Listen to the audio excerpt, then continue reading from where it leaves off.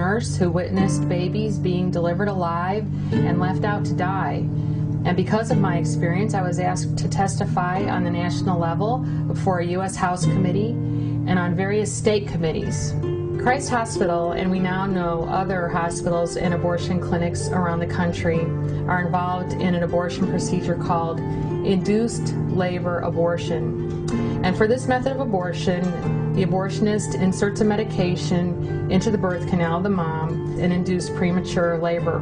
And my experience was that they lived as short as a few minutes to once almost as long as an 8-hour shift. To be clear, these were living babies who were left out to die, and they were issued both birth and death certificates according to Illinois state law. Obama is supporting a Freedom of Choice Act, which will allow people to have the woman's right, yet it is ignoring the views of religious people. And this applies to even doctors.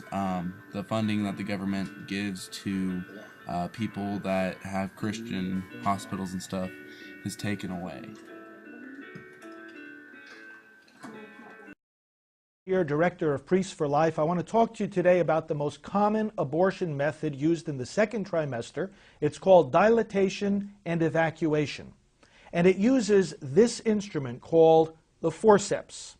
These forceps were actually used for abortions.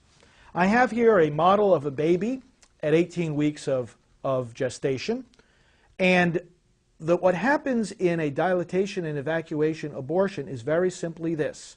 After the cervix has been dilated, the forceps are introduced into the uterus. The abortion is operating blindly here. He does not see the baby. He goes completely by feel. And the forceps are used to grab one of the extremities of the child in this fashion and to pull them off, literally. It is a dismemberment abortion. The legs are pulled off the child, the arms are pulled off, the rest of the body is taken out piece by piece, and then the head is crushed and the contents of the head come out as well. The Freedom and Choice Act would override laws made by Roe versus Wade, and it would also leave one side completely pleased and the other not. And this is wrong. You need to please both sides somewhat. This girl's mother, who insisted that the father could never find out, had found the abortionist and taken her terrified daughter to an actual back alley to meet her fate. After the abortion, the girl bled copiously. 6 years later, Laurel flew with another pregnant friend to New York City, this time for a legal abortion. The difference was staggering, Laurel now recalls. This second friend just walked out of the clinic. She came back to the hotel. She was fine.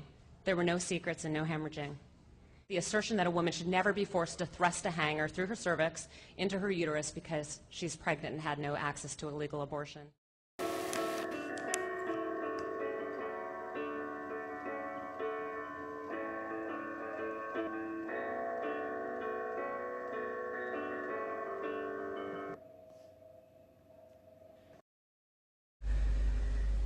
And so I was delivered alive, as I've already said, after 18 hours. I should be blind, I should be burned, I should be dead.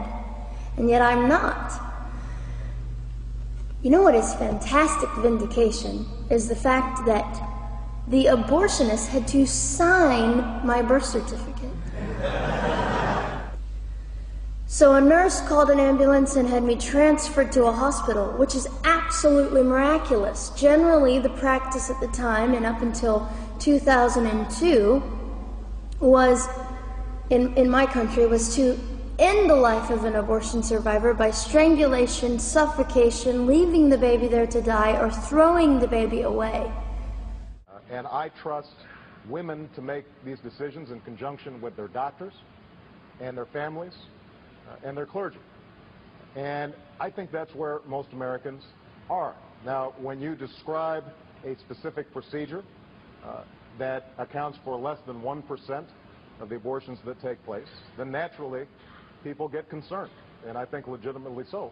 But the broader issue here is, do women have the right to make these profoundly difficult decisions, and I trust them to do it.